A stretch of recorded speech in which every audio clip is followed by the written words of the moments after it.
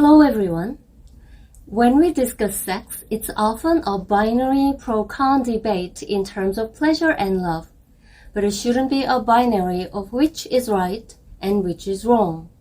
When we think of sex in terms of love, we generally have a lot of positive feelings, but when we think of sex in terms of pleasure, we have more negative feelings. We might ask if pleasure is bad because pleasure is a strong positive feeling, so why do we have negative feelings about sexual pleasure? This is because pleasure and love work differently in the mind. Pleasure is the maximization of the sensations felt in your own sensory organs, and it's only for yourself. Love, on the other hand, is the work of the human mind in the company of another human being.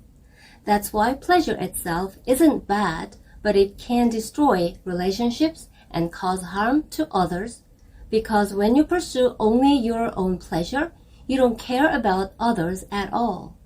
Sex in particular is an act of intense pleasure.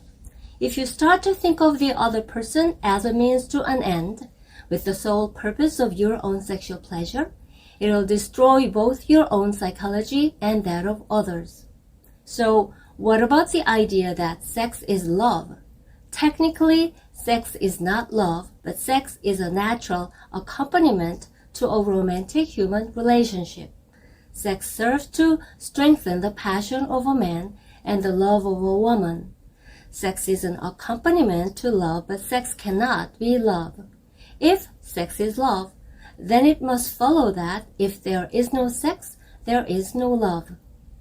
So we shouldn't look at sex from a binary perspective, debating whether it's love or pleasure. The correct definition of sex is a sexual act and nothing more.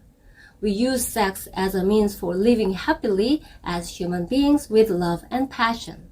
The energy created through sex enhances love, passion, and happiness.